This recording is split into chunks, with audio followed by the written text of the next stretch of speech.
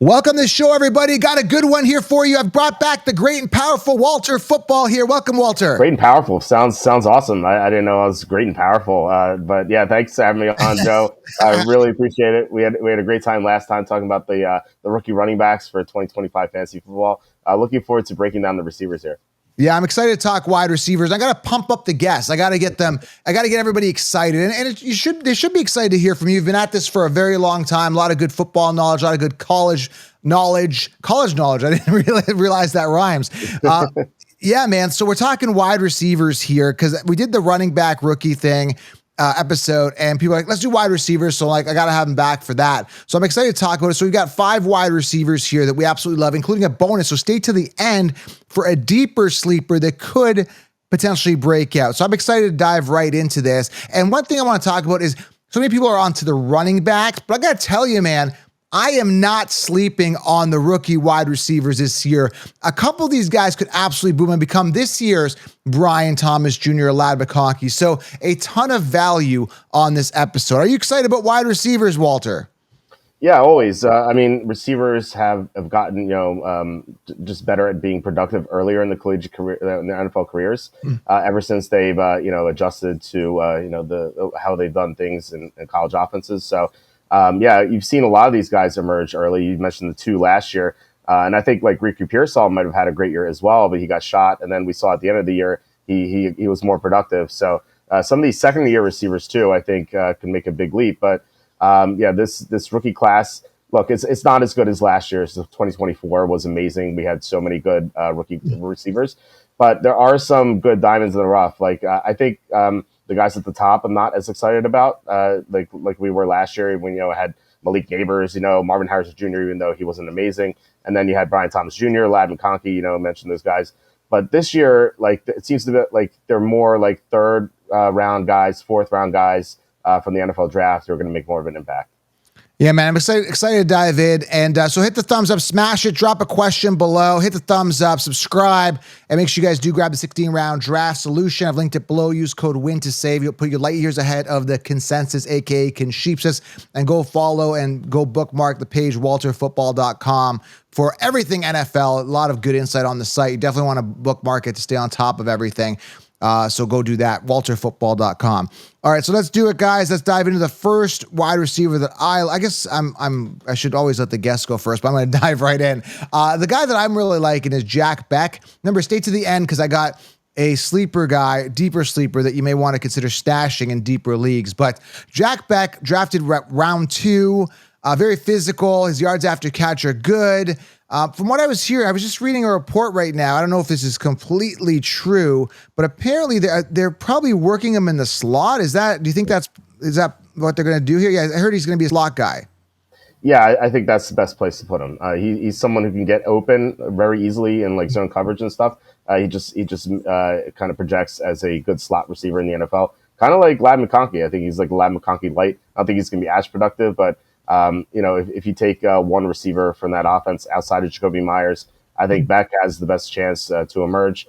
His production was off the charts in college. It's an amazing route runner. I think that he could be productive. I like the young receivers who are good route runners entering the NFL because you can get open and you're going to get open like you're going to have chances to be productive. So he's not an amazing athlete. That's like the one knock on him, but if he plays in the slot, it's not as relevant. So, right now, he's going around, at least for me, like round 11, round 12. I don't know where he went in your draft, but he's consistently gone like in that range. And I think that's a solid place to take him. I think he has some good upside, especially in PPR leagues. Yeah, very physical runner. That's what I like about him. He's really physical, strong after the catch, good hands. And here's the thing. When I look at a fantasy football draft strategy, I look at number one, value. You can get him later. And the opportunity to be the one where there isn't a true one there. I'm not sure Myers is the guy or Tucker. This is what I mean. I think there's an opportunity. Now you can say Brock Bowers. But here's the thing, right? When a guy was a value last year, then he's inflated this year, and then you bring in these receivers like Brock Bowers coming off round 1 is crazy because it's a new quarterback. It's a new situation. right? Now you've got these receivers coming in, you got a new quarterback, right? Minshew's not throwing the ball, right? So and you got Genti catching the ball in the backfield. So a bunch of other options that are going to basically spread the ball out a lot more. And it's going to be an entirely new offense. So that's why I'm turned off Brock Bowers so early when I could wait on tight end. Are you buying the Brock Bowers hype in the early rounds? Are you investing, or do you see what I just said, more distribution all around? So it depends where he goes. Like first round, I'm not taking Brock Bowers, or even early second round, I'm not taking Brock Bowers. I have drafted. I mentioned this last time. I've done like 50 drafts so far, so kind of nuts here. Best ball, right? Best ball, of Yeah, course. yeah. Of course, I'm gonna do like 250 drafts by the time the summer's over. I have taken him late second round. I feel like there's good value there. He provides something at the position that no one else does. I mean, you could argue maybe like Trey McBride, but he doesn't catch touchdowns. Brock Bowers is going to do that, and I think the offense in general is going to be better. It's a new quarterback, but Geno Smith has carried some good fantasy receivers over the years. You saw DK Metcalf, Tyler Lockett, and then last year Jackson Smith and Jigba. He didn't have an elite tight end like this, and Brock Bowers is just an amazing player. So, like I said, it depends where he goes. Like this draft that I did most recently, I have on the screen for me. He went 201. It's a little too rich for my blood, but I have taken him at like 208, 209. Yeah, I don't think he's going to fall that far, man. I really don't. I just think that people are on him. Even a guy like Laporta was coming off early round 2 last year. So people jump on that tight end early, and I'm not buying the second year tight end thing. So, all right, next guy is your guy here. Do you want to go with, let's go with the Chargers. You know what? Let's go with the Chargers guy, because I got a Chargers guy as well. Let's go with your guy, Keandre Lambert-Smith, drafted, I believe, in the 7th round. You and I disagree on so many things, and I guess that's what makes this so interesting. A 7th round guy. I mean, he's got the 4.3 speed, 6'1", 190. What do you want to tell me about Keandre Lambert-Smith? I'm not really feeling it. So yeah, I mean he's a late round guy. He went in the 7th round. I had him in the 4th round. I think Charlie Campbell, our senior NFL draft analyst, he's the most accurate mock drafter in the world. He had him around that range as well. So I thought he went a little late. And we always have the question on my show. I have a 4-night show per week on YouTube. It's called the WalterFootball.com After Dark Show. And we always have one of our top listeners always has the question. He's like, "Who's this going to be this year?" Is Puka Nacua. And I always have to think like long and hard about it. And I think like it has to be a guy like no one has on their radar at all. And this guy is not being drafted at all. Like best of all, I could get him 20th round every time. So right. And so it has to be someone who's not drafted. And I think that Keandre Lambert-Smith, if it's going to be anyone, and look, it's probably not going to be anyone because Puka Nacua is like super rare, like day 3 guy who becomes elite. It's probably not going to happen. But if it's going to be someone who's unknown, I think Keandre Lambert-Smith has a lot of upside. He said, like, he's 6'1", has 4.3 speed. So automatically, he's a really good athlete. And what really kind of distinguishes him, just from an athlete's perspective, is his agility scores. Now, everyone goes nuts about the 40 time. It's on the screen. Like, Rich Eisen and Daniel Jeremiah, they're talking for hours as these guys run 40s. I think what's more important for me is agility scores, like 3-cone time and shuttle time. Like those are far more predictive of how these guys are going to do in the NFL. And Keandre Lambert-Smith was one of the best testers in those categories. Like the shuttle time was amazing. So I think that he has a good potential. His hands are pretty good. He barely dropped anything in his final year. He's a good blocker too, and that's important. It's really important for Jim Harbaugh's offense because Jim Harbaugh like really values the running game so much. So if you can run if you have a receiver who can run block very well, he's going to be on the field. And so I think Lambert-Smith has a good potential. Yeah, 7th round. Look, it's going to be tough for him to be productive right away. But I think like by midseason with his athleticism and upside and blocking ability, I think there's a good chance he's going to be on the field. And look, I mean, outside of Ladd McConkey, there's really nothing there. I mean, they signed Mike Williams. They have another rookie we'll talk about in a bit. But like he's not proven or anything. And Mike Williams was a shell of himself last year. So I think there's some upward mobility here for one of the Charger rookies. And, when you have the other one going like 10th or 11th round versus Lambert-Smith not being drafted at all, like I think there's more value for Lambert-Smith, but maybe a little bit more upside with the other guy. Yeah, so we'll get right to my guy, which I love, but I want to just about Lambert here. Explosive straight line speed, natural ability to track the deep ball while maintaining speed, exceptional body control, shows exceptional timing and savvy on comeback routes, demonstrating surprisingly physical as a blocker despite his lean frame, elite change of direction ability. And then every time these guys have really good stuff about them, right? Like notes, there's always like limited route tree, looking raw. Like there's always something.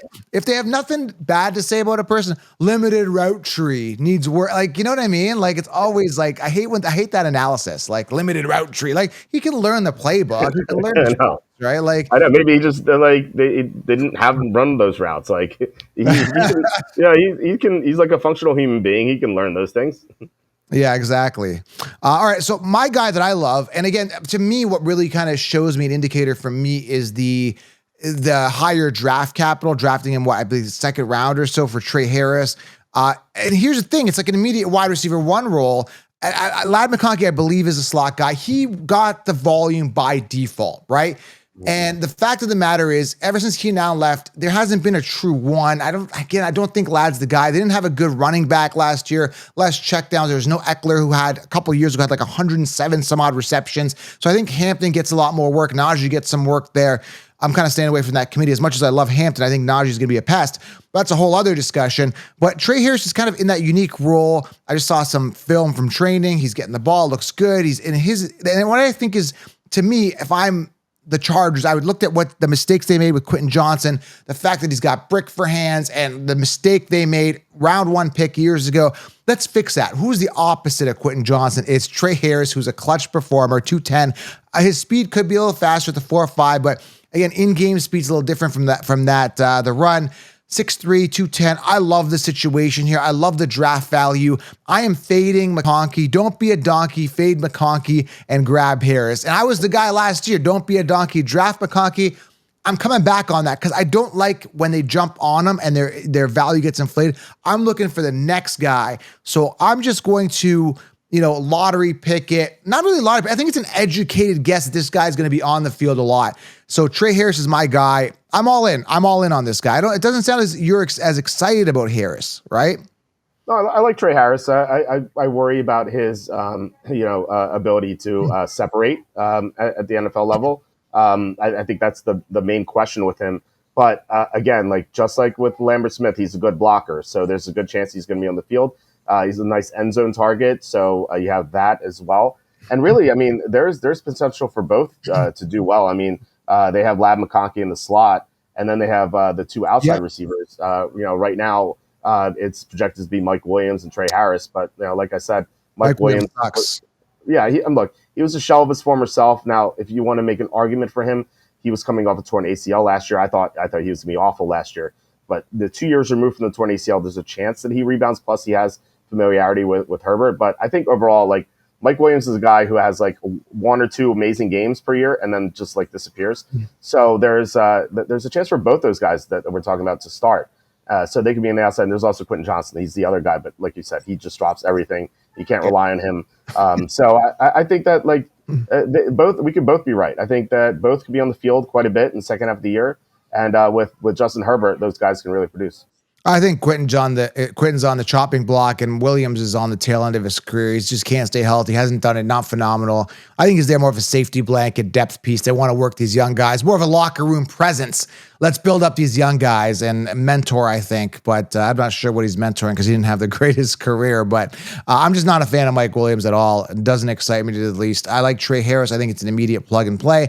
My concern is there's just so many good options right now. How much volume is he going to get? We really need Herbert to key in on Harris and make him the one. So I don't even know if that's even going to happen, or is he just going to key back in on McConkey or more checkdowns? Is he going to go Hampton and Harris, kind of what he did with Eckler? And it's going to be interesting, but I think there's enough balls to go around to make these guys viable and have him on the field a lot. So yeah, I mean, Lambert, Smith, Harris, and McConkey in the slot, you could have yourself an amazing combination there. And Hampton, a lot of rookies, but it's going to be interesting.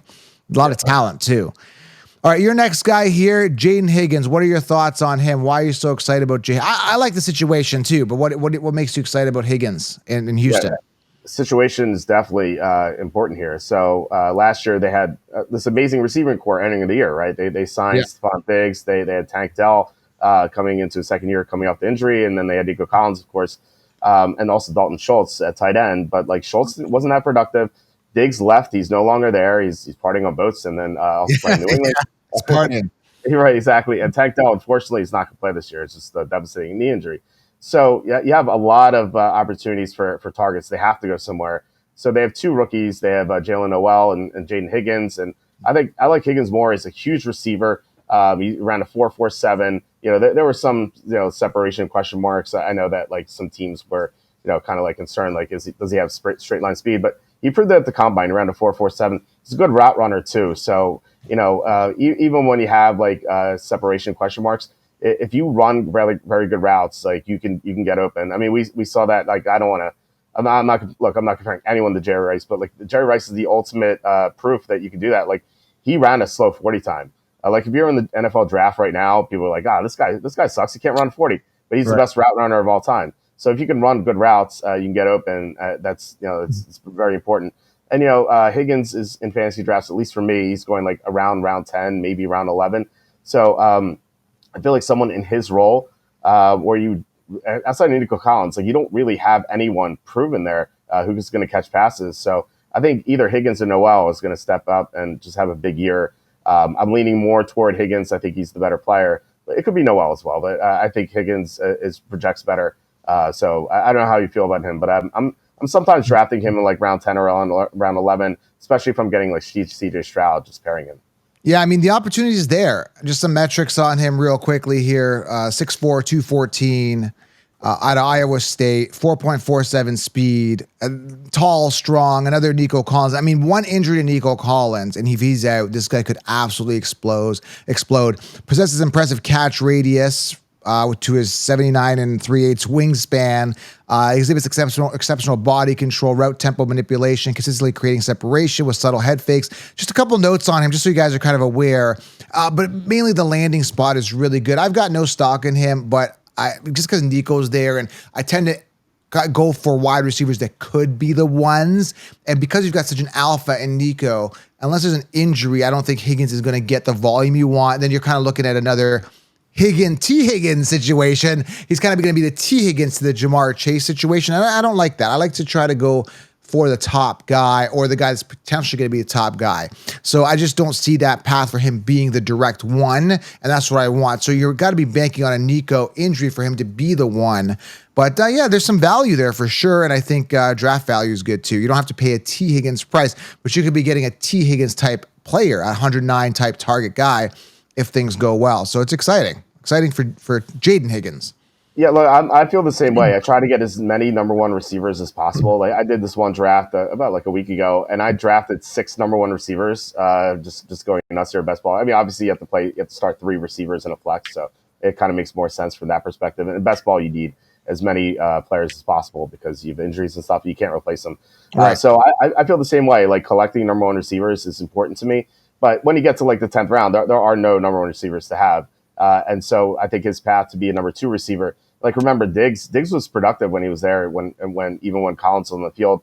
So Diggs being gone and Tank Dell being gone, like I said, there are a lot of targets left on the table. Someone has to get them. And the other rookie, Jalen Noel, he's kind of blocked by Christian Kirk. They both play in the slot, and as long as Kirk is healthy, I think he's the starter. Now Kirk is like never healthy, so It could be Noel by the second half of the year. But right now, like week 1, I mean Higgins projects to be on the field.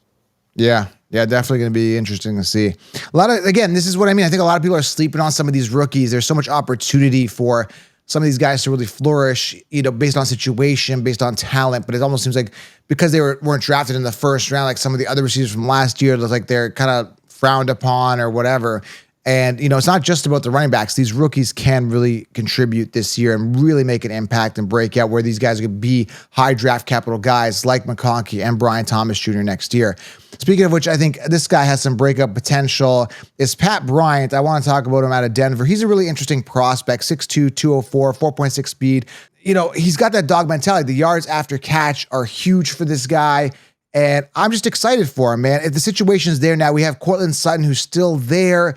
I think it's a contract year for him, so he's going to want to play harder, but it's a plug and play. Like they got to start. Who else is there? They got to play this guy. He's got to be coming as the 2 right off the bat. I would think potentially the 1 if he really shines. I don't know. It's going to be interesting. Yeah, there are Marvin Mims there too. He, for 1 year and 1 3/4 years, he did nothing. But at the end of last year, he had some good games. I'm not drafting him. I'm just saying like he's there as well. Pat Bryant, I have drafted once in a while. Like if I get Bo Nix as my quarterback, then I'm drafting someone like Pat Bryant in the late rounds. That's usually how I do it. Like whoever I get a quarterback in like round 19, round 20, I'm taking their receivers, their high upside receivers. And like Pat Bryant definitely has high upside, as you said. The yards after the catch, he makes contested catches. I think he's a good end zone target. Obviously, like being a big receiver, that's what Sean Payton loves. Yeah. These like receivers. So I feel like he's going to have a chance to be the number two. Was drafted highly. I think like upside wise, he's like an average athleticism, average route runner. So I don't know if he has like the amazing upside, but he does have the ability to play right away. In an offense with a quarterback who has more experience now. I kind of like Denver. I think Denver has a good chance this year. I didn't like him that much last year, even though they went 10-7. I thought that they beat like no good teams at all. But now I think with a better defense and now some better weapons, I think they have a chance to be more productive, and Bo Nix could take the next step. So, if Bo Nix does take the next step, that's maybe Pat Bryant maybe being a better number two receiver for him than he had last year. Yeah, I'm excited for them in that division too. Like their defense is good. They've got Bryant, they've got the rookie and Harvey, RJ Harvey at the running back position. I'm excited to watch. I'm a Bo Nix fan. I think he could be great if he keeps going the way he's going on the trajectory. And the only difference between him and Josh Allen really last year from a statistical standpoint was I think the touchdowns was the rushing touchdown. I think Allen had like 12, he had like 4. But overall, metrics wise, very close statistically. That's why, they were close in fantasy. Well, not really close, but it could have been a little closer in fantasy points. But there's some upside there with Bo Nix as well. So Pat Bryant, deeper sleeper. He's coming off super late. You could just stash him. There's some upside there. I don't think Courtland Sutton's amazing. I think he's good. Interesting little stat thing I was looking as I was drafting. I was in like the 6th round. I was looking at what receivers are there, and Sutton was there. And I looked at the targets that Sutton had. I think they were like 135. And then looked at T. Higgins, where he peaked at 109 targets. So I think you're getting more value with Sutton and a better player, potentially that's going to get more volume. And you're spending a 2nd round pick on Higgins when you can get Sutton later. It's crazy. It's like, why not wait on wide receiver? That's how I was looking at it. I think Higgins round 2 is crazy again. T. Higgins, that is. Yeah, I've only taken Higgins when he's fallen to round 3. I think there's more value there. But yeah, Sutton in best ball is going round 5, so I haven't really seen him in round 6. If I can get him around 6, I'd take him every time. I have taken him around 5 too, so I am on the Sutton train as well. Like I said, that collecting number 1 receivers is really important.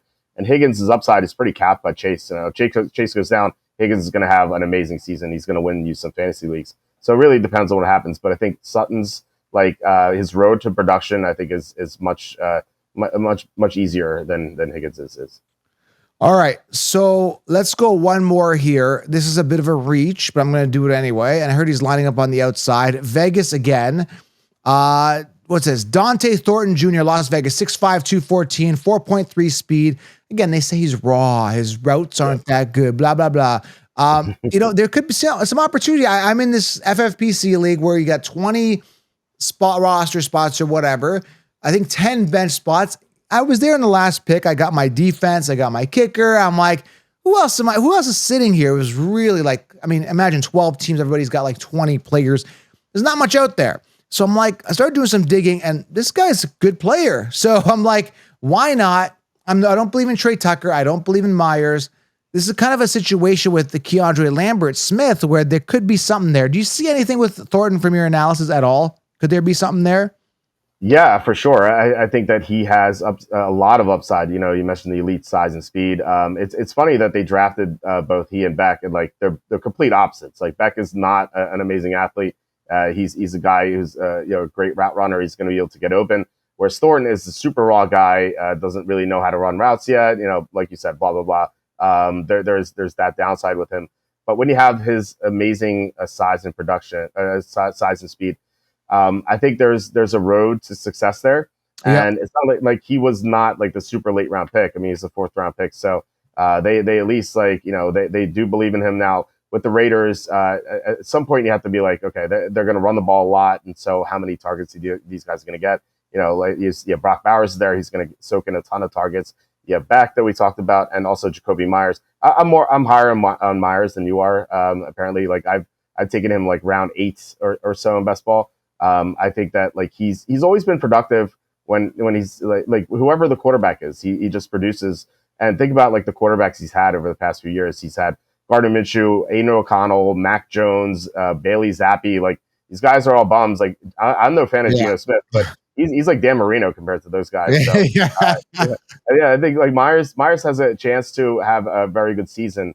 But like I said, there's outside of he and Bowers, there's an opportunity for someone to do something. Now it's probably going to be Beck, but it could be Thornton as well. Like I could see Thornton having like a few games here and there, like 3 or 4 games in his rookie year where he just like explodes and shows his potential. And then like maybe second year, he's more productive.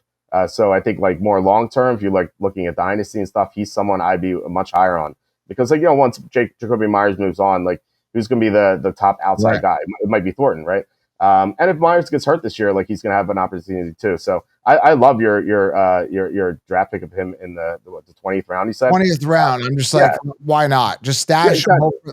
Why not? It's a lottery pick. But here's the thing where you and I differ. I'm like, I look at Jacoby Myers' stats. Like he's entering his 7th season. In his first 3 seasons combined, 2 touchdowns, and then he had 6 touchdowns, 8. He had one 1,000-yard receiving season, which was last year because they had no other options. I live by a saying, and again, the saying is years to wow me, and I'm not wowed. So what I do is instead of drafting mediocrity, I go for a guy that I'd rather have a bust, but I'd rather have a guy that's going to bust or absolutely take off in the mid to later rounds, or over just drafting a guy that I know just sucks or just been average for years, 7 seasons and you haven't done crap. So it's like, let's go, man. Give me somebody that could be the next Jamar Chase, be the next like I am looking for home run hitters. So that's kind of my mentality. Every pick I pick, I think to myself, can he explode? So like you were talking last episode, Joe Mixon. Okay, yeah, let's safe, slow and steady wins. I'm looking for RJ Harvey. Maybe I'm looking for, an explosion. That's kind of my mentality with every time I draft. So just so you know, and that's where I think we differ in the thought process. Yeah, I'm like old man boomer here, I guess. I don't know. I think you can have a mix. I think that you can have some safer guys and you can have some upside guys. I like the high upside guys late. But I think like in the earlier rounds, I think it's you can take some safe guys and have a balance there. But with Jacoby Myers and his the lack of 1,000-yard seasons, you have to remember, like I said, his quarterbacks have been so awful. Like I think there's a chance that he has another 1,000-yard season. It wouldn't surprise me at all. Like unless he gets hurt, I think he's going to do it this year again. And also like he was overshadowed by Devontae Adams earlier in his Raider career. Right. Now Adams is gone. Now you obviously have Brock Bowers, but as far as wide receivers are concerned, like he's the top guy, like unquestioned right now. Now in a couple of years, and maybe even next year, that's different. But right now he's the guy with a better quarterback with the Raiders. So it depends on where you get him too. Like if you're drafting in the 6th round and someone takes Myers, I'm like, yeah, it's too early. Round 8, like who else is there at receiver who's proven? Like I think he's a number 1 receiver. Like again, collecting for the moment. Look at Jack Beck. I'm telling you, someone else. Like I just like my mentality again. Going back, if you can't beat Devontae Adams for the starting, you're not good enough for me. I want somebody who's the alpha all the time. So I look at it as like if you play beta to anybody, you're useless to me. Do you see where I'm going? Like if you play beta for somebody, you're done. Like I don't draft you. Does that like Higgins? Never. You're not good enough to beat Chase. You're never going to be on my team. That's how I think. I'm always aiming high. Last year, Brian Thomas Jr., quick example. Everybody had Christian Kirk ahead of Brian Thomas Jr. in the rankings. I'm like, no, Kirk sucks. He's not a true one. Who could supersede him? Went for Brian Thomas and bam, smashed him. That's the mentality. And I got him later. So I'm always looking, and sometimes I'll miss. I missed on Keon Coleman last year, but he got hurt, and I don't know what the heck happened with that offense. And I think guys like James Cook benefited, and that's why people are drafting James Cook high, not realizing that he's coming off a pinnacle year. Because if you look at the 2 years before, 2 touchdowns at 16, like something's off there, right? So that's why I guess they don't want to pay him. That's a whole other discussion. But anyway, now you guys know how people that watch know how I think, but I'm just kind of explaining to you that I'm crazy. that's how I work. Being crazy is good. I like crazy. It's a good way to win. I get what you're saying for sure. Now, I would rather have Beck in like round 11 than Myers in round 8. But obviously, if you're drafting round 8 and you have both guys, I think you're taking Myers, right? But like when you talk about values, I totally get what you're saying. I think Beck has that potential. Also, Thornton. I think one of those guys is going to do very well this year, just depending on who. So if you're drafting 250 drafts, maybe take some of each. You know, maybe you get some Myers in there, you get some variety. And he's talking best ball, everybody. There's no way he can manage. I had trouble managing. No. I had trouble managing 7 leagues. I'm never doing it again. I'm doing 2 leagues this year. That's it. I've got my main big money league and I got a dynasty league. I'm just gonna do a bunch of best ball and some DFS. That's it. I can't do it. And trying to help everybody else, it was just too much. It was too much, Walter. I can't handle it. I totally agree. I used to do 5 or 6 leagues all the time, and it was just a mess. Especially like when you get like, you know, you have one guy in a team, like, oh man, I hope he does well, but I hope he doesn't do too well because I'm going against him in the other league. It's a nightmare. Like right now, I'm down to 1 big money league, and I'm down to like the other league I do is the office league that we have all the employees here at my site. We do one just for bragging rights. There's no money involved there. It's like a 10-team league. It's not competitive, but it's a lot of fun because we have everyone from the office. It's more for bragging rights. But I get my fix for best ball because you don't have to do any management. You just do the draft. That's the best part of fantasy. Just do the draft. You're done. You don't have to. You can look at the team from week to week, but you don't have to manage it at all. There's no waivers, no nothing, so no lineups. So I feel like lineups is the worst part of fantasy because it's always like I'm always like 50-50 on 2 guys, and like it's always I pick the wrong one because the guy gets hurt or something. It's always a nightmare, but you don't have to do any. You don't have to make any decisions. Yeah, that's the thing. The anxiety level of having multiple players from different teams is just crazy. And you know, you got Henry starting on one team, you got him playing. You're playing against Henry in the other team, and you want this team to win and you want that team. Dude, it's like too much. So I try to these 2 teams that I have, there's a lot of overlap of the same players. I'm just gonna keep it that way. You know, that's it. See, keep it simple, man. 2 leagues. That's it. And I'm focused, right? Where focus goes, energy flows. And another thing, if you chase 2 rabbits, you catch none.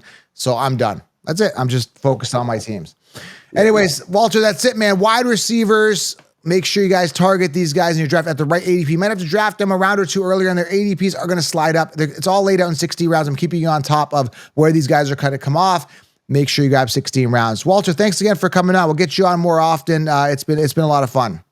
Yeah, thanks for having me, Joe. It's always fun talking to you. It's my second show here, but we talked a lot over the years. It felt like I've been on more episodes, but yeah, I appreciate it, and yeah, looking forward to being on again.